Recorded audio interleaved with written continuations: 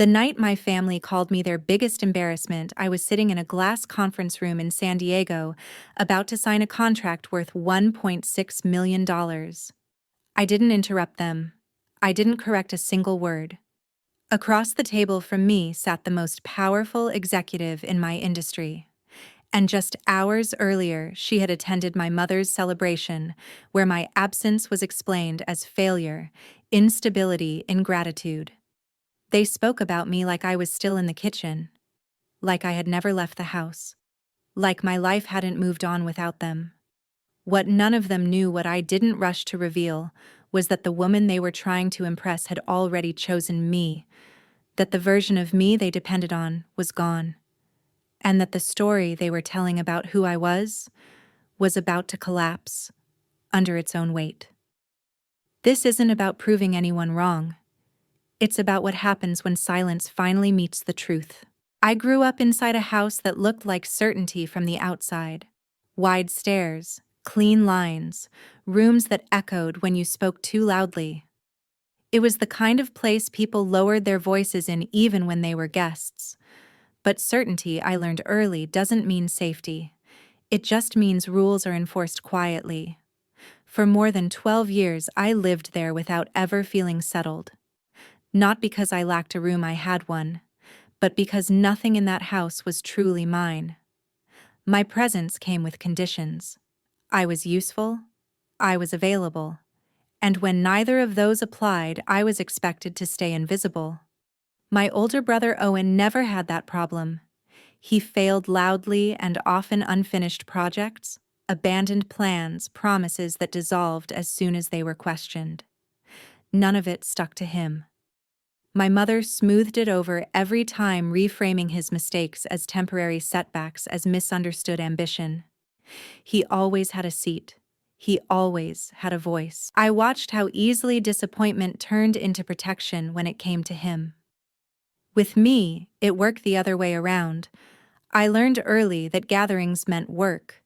If there was a holiday, I was in the kitchen before anyone arrived.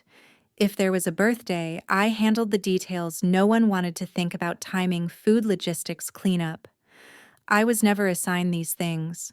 They were simply assumed. My name was called only when something was missing or running late or wrong. At the table, there was never a place set for me. I hovered. I waited. I ate later, standing at the counter, listening to conversations that never included me. When guests asked who I was, my mother smiled in a way that closed the subject instead of opening it. She said I was still figuring things out, still unstable, still finding my way. My stepfather Samuel rarely spoke at all. When he did, it was to agree with whatever my mother had already decided. He never contradicted her, never intervened. His silence became part of the structure of the house, load-bearing, unmovable. Over time, I stopped expecting anything else from him. I didn't fight it. Fighting would have required energy I didn't have. Instead, I adapted. I learned how to stay calm while being diminished, how to listen without reacting, how to make myself smaller without disappearing entirely. Silence became a kind of currency. The quieter I was, the less trouble I caused. The less trouble I caused, the longer I was allowed to stay. There were moments, small, sharp ones, when I understood exactly where I stood. The way my mother's tone shifted when she spoke about me to others. The way decisions were made around me, never with me. The way praise was rationed and never in my direction. I absorbed it all without comment. I told myself it was temporary, that this was just a phase of life I needed to pass through. What I didn't realize then was how deeply that role was being carved into me. How much of myself I was setting aside just to remain acceptable.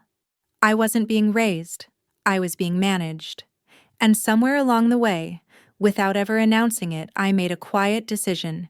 If I was going to survive there, I would have to build a life that existed entirely beyond their sight. The contract offer came through on a Tuesday afternoon, buried between routine emails and calendar reminders. I almost missed it. When I opened the attachment and saw the number $1.6 million, I didn't react the way people imagine you should. There was no rush, no disbelief. Just a slow tightening in my chest, the kind that comes when something you've been building toward finally stops being abstract. The decision meeting was scheduled for that weekend in San Diego. I already knew what that meant before I checked the family calendar.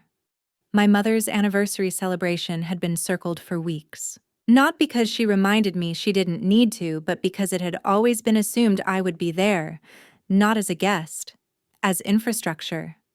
The person who made sure everything ran on time looked effortless and reflected well on her. When I told her I wouldn't be available, the room went still. She didn't ask why.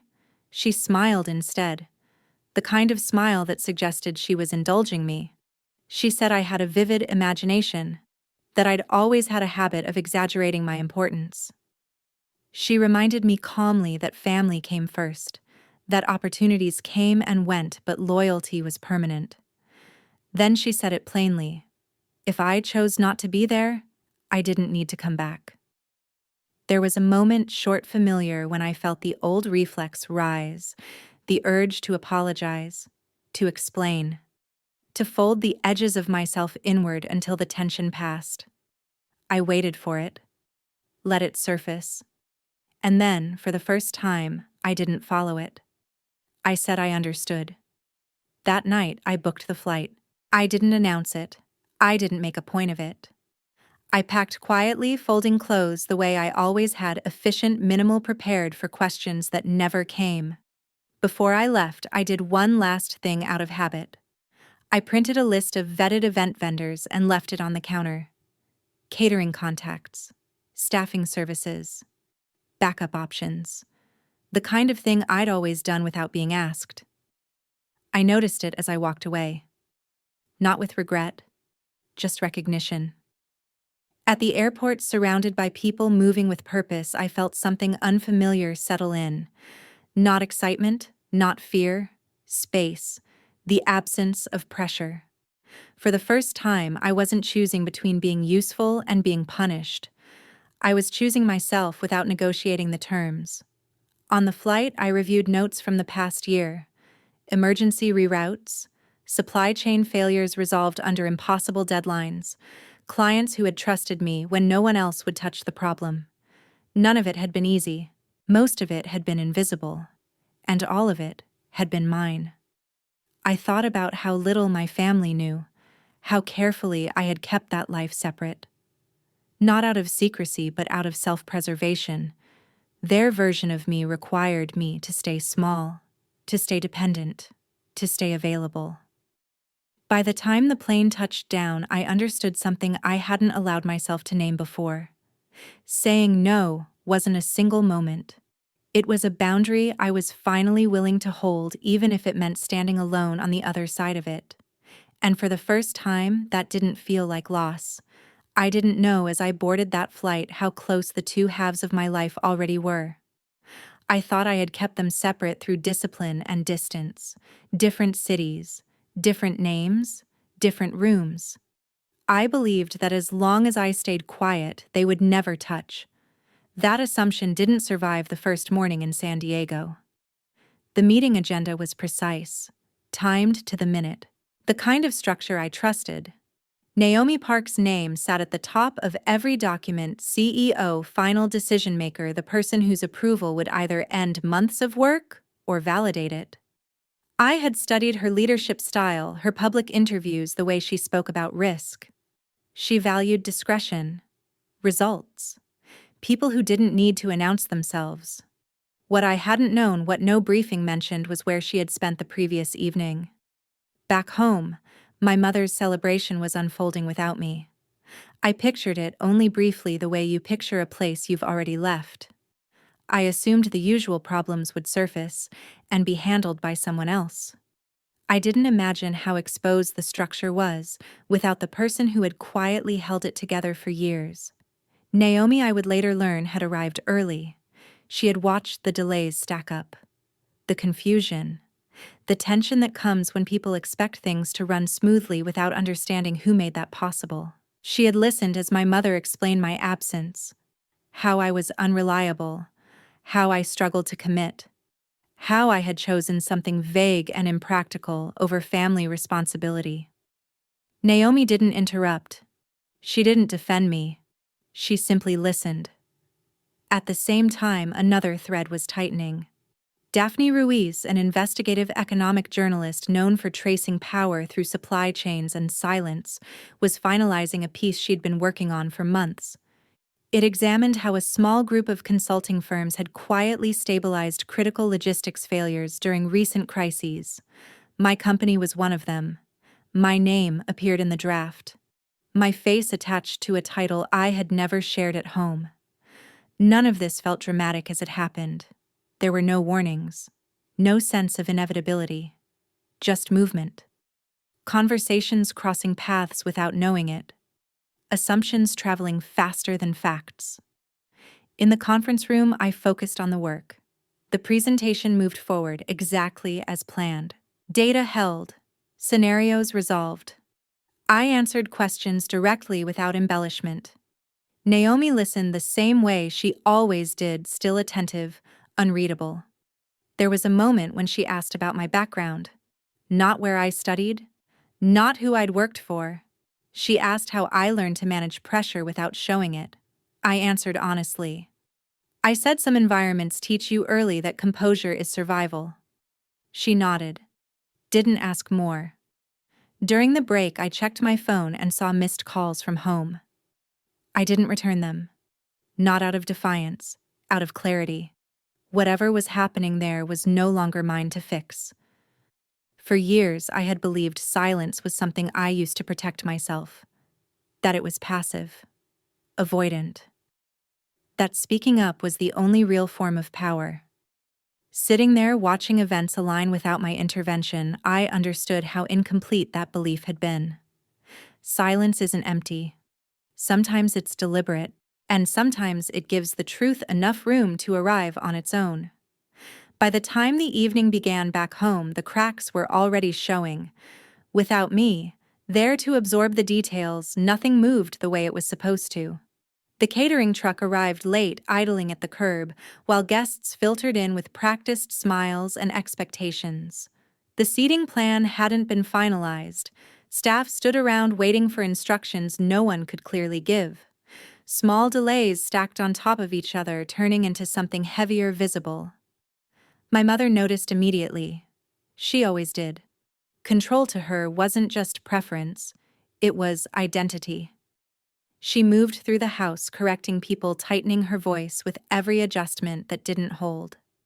When someone asked where I was, she laughed lightly and waved it off. She said I'd become unreliable, that I had trouble committing, that I'd always chosen the wrong priorities. The story came easily to her. It always had. Guests nodded, some with sympathy, others with curiosity. A few exchanged looks, the kind people give when they sense a family narrative they're not meant to challenge. No one questioned her. No one asked what I was doing instead. The assumption was already enough. Naomi Park heard all of it. She watched as the event struggled to recover its footing. Plates arrived unevenly. Drinks were delayed. A server apologized for an oversight that clearly wasn't theirs. Naomi didn't intervene. She didn't complain. She simply observed the pattern, the absence of coordination, the unspoken dependence on someone who wasn't there. At one point, my mother leaned closer to her and spoke more freely. She described me as ungrateful, as someone who took without giving back. She said I had always needed to be managed, that without family pressure, I wouldn't function. Naomi listened the way she had in the conference room earlier that day. Still, neutral, taking notes no one else could see. The celebration ended earlier than planned. Not dramatically. Just quietly, under the weight of things not quite working. Guests left with polite excuses. Smiles thinned. The house emptied faster than my mother expected. That's when my phone started ringing. Owen called first. His voice was sharp, impatient. He said I'd embarrassed them, that I'd ruined an opportunity he'd been building toward, that Naomi had left without committing to anything. He said this was my fault for not being there, for choosing myself, for once again making things harder than they needed to be. I let him finish. I didn't argue. I didn't defend myself. I didn't explain what I was doing or where I was sitting as he spoke. I ended the call without promising to fix anything. What struck me later wasn't his anger. It was the certainty behind it. The way he assumed my role hadn't changed, that no matter where I was still responsible for holding everything together. Back in San Diego, I returned to my hotel room and sat on the edge of the bed, shoes still on, phone face down beside me. I felt none of the familiar panic. No pull to rush back. No instinct to apologize for an absence that had exposed more than I ever could have. For the first time, I wasn't absorbing the fallout. I was watching it from a distance. And in that space between who they believed I was and who I had become, I understood something clearly. The version of me they relied on didn't disappear that night. It simply wasn't there to cover for them anymore. The next morning, the conference room felt smaller than it had the day before. Same glass walls, same polished table. But the air had changed, not tense, focused, like something had already been decided and the meeting was catching up to it. Naomi arrived on time. No entourage, no small talk. She placed her phone face down beside her notebook and looked at me for a moment longer than usual before speaking. She told me about the dinner. Not in detail at first, just enough to establish context. The delays, the confusion, the way my absence had been explained. She repeated my mother's words carefully without judgment, as if testing their weight out loud. I listened without interrupting. She said something else then, something that mattered more than the criticism. She said it was obvious the event had been built around someone who wasn't present, that systems don't collapse unless they're dependent on a single unacknowledged point of control. I felt my shoulders loosen, just slightly. Her assistant dimmed the lights and brought up the company profile on the screen. My company. The name I had chosen precisely because it didn't belong to anyone else. Slide after slide moved past case studies, timelines, outcomes measured in hours saved and losses prevented. The room stayed quiet. Then my photo appeared. Naomi went still. She looked from the screen to me, then back again, as if aligning two images she hadn't expected to overlap. She didn't ask a question. She didn't need to. Understanding settled across her face slowly, without surprise, only clarity. At that moment, an email notification chimed. Her assistant glanced down, hesitated, then handed Naomi a tablet. It was the draft of Daphne Ruiz's article. The subject line was neutral. The content wasn't. There I was again. This time in print. Identified plainly as founder and CEO, quoted anonymously in past work now fully named. The piece traced patterns: quiet competence, crisis management done without spectacle. It framed leadership as something that rarely announces itself. Naomi read in silence. When she finished, she looked up and smiled. Not the performative kind, the kind that comes when a decision aligns with instinct. She said she'd been watching my firm for over a year, that she trusted people who didn't need credit to do the work, that the dinner had confirmed something the data already suggested. Then she signed the contract. No ceremony, no speech. Just ink, meeting paper, followed by a handshake that felt steady and final. The room exhaled. Later, alone in the hallway, I leaned against the wall and let the moment pass through me. Not relief, not triumph. Recognition. The truth had arrived without my intervention. Exactly as I'd allowed it to. For years, I'd believed I needed to explain myself to be understood, to translate my silence into something acceptable. Standing there, contract signed, reputation intact, I saw how unnecessary that had been. I hadn't been invisible. I'd been underestimated. And for the first time, that worked in my favor. I didn't announce the contract. I didn't call anyone from the hallway or post anything myself. I went back to my hotel room, closed the door, and let the quiet settle. For years, quiet had meant waiting, waiting to be addressed, corrected, dismissed. This time, it felt different. Finished. The reaction came anyway. Naomi moved faster than I expected. Not impulsively, decisively. She made one phone call before boarding her return flight. I wasn't in the room for it, but I didn't need to be. Later, she told me she'd reached out directly to my mother. Not to explain, not to negotiate, to close a door. She was clear. Any potential collaboration was off the table, not postponed, not reconsidered, ended. She said she'd just signed a major contract with someone whose leadership she trusted completely, and that person was me. She added calmly that she had no interest in working with organizations that misunderstood the value of the people holding them together. My mother tried to speak. Naomi didn't let her.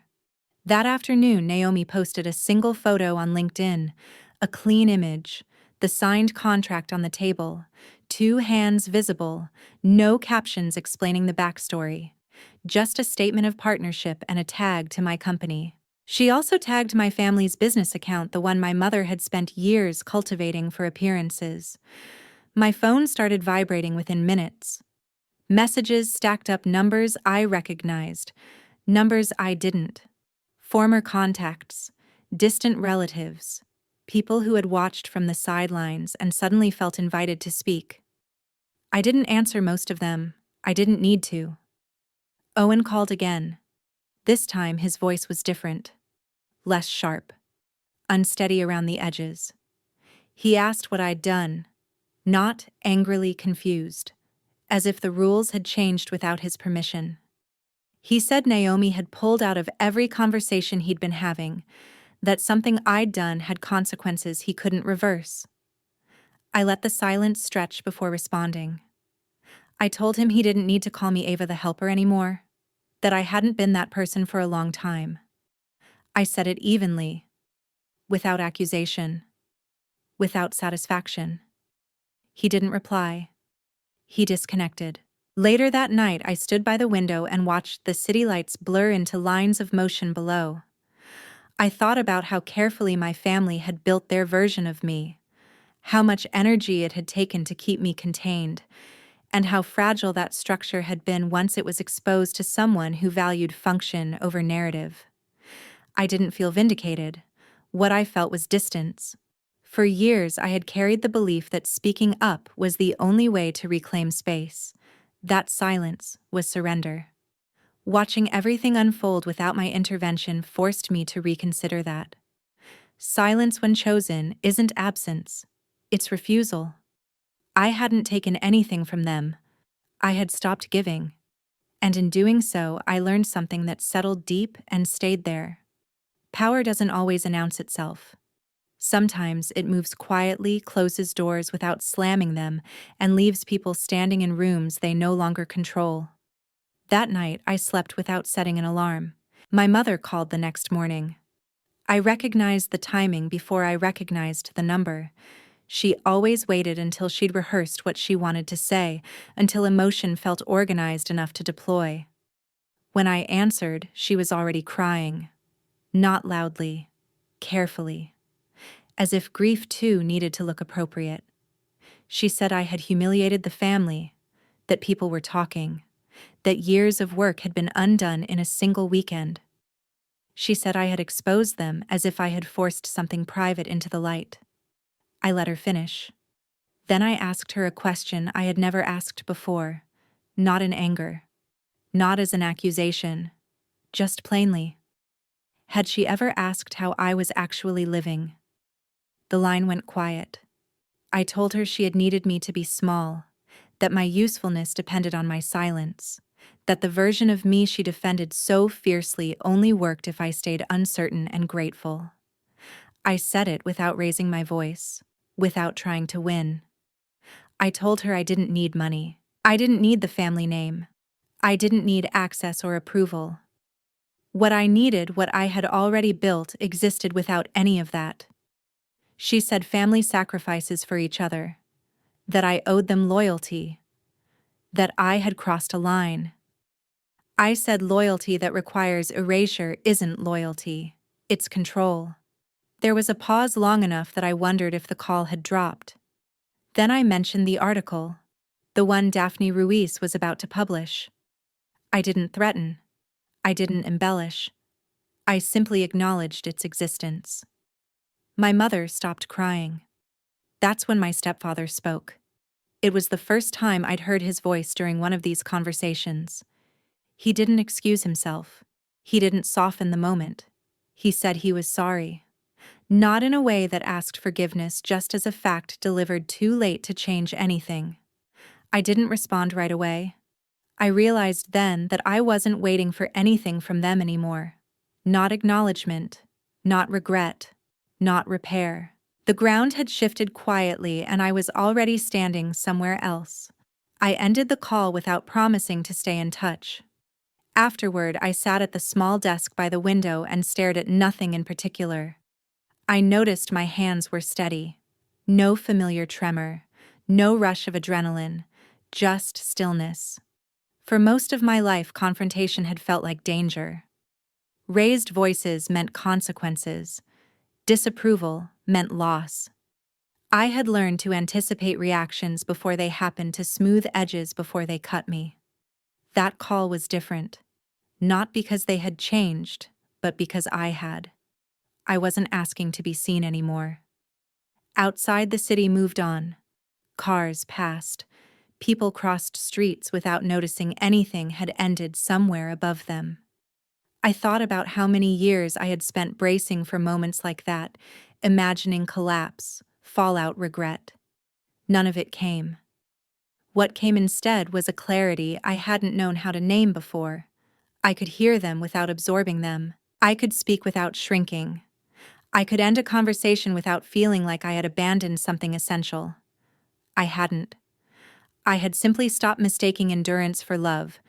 The shift didn't announce itself. There was no public reckoning, no single headline that captured what followed. It happened in increments, quiet withdrawals, unanswered emails, invitations that stopped arriving.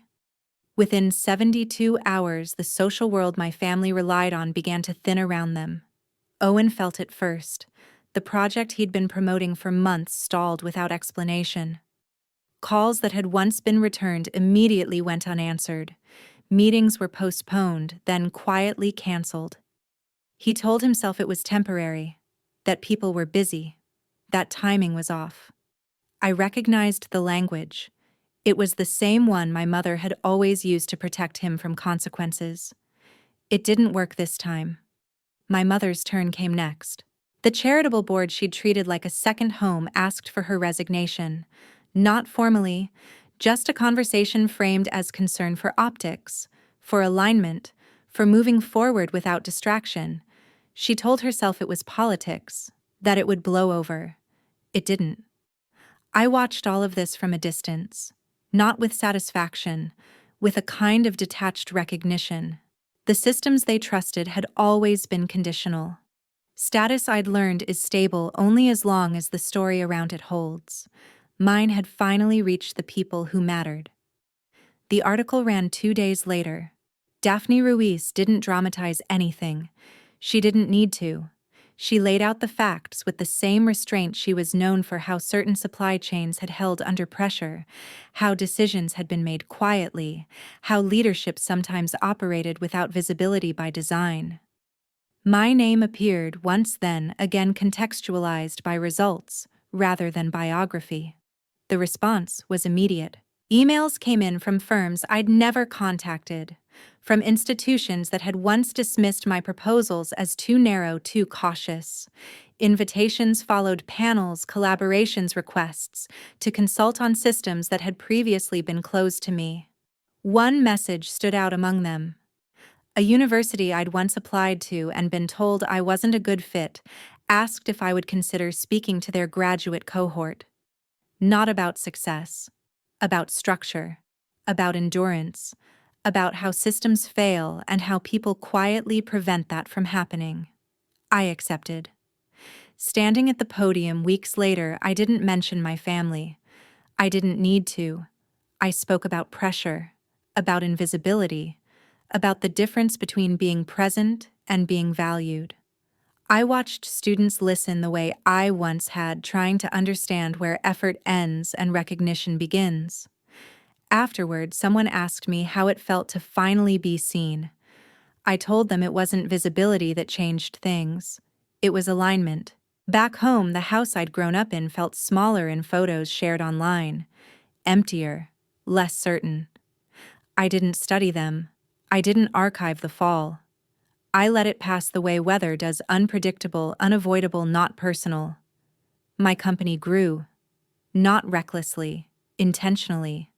We hired carefully, chose projects that matched our capacity rather than stretched it. I didn't feel the need to outrun anything anymore. For years, I'd believed that surviving my family meant proving them wrong, that one day I'd need to stand in front of them with evidence they couldn't deny. What I learned instead was simpler and harder. The world doesn't always correct injustice loudly. Sometimes it just stops rewarding it.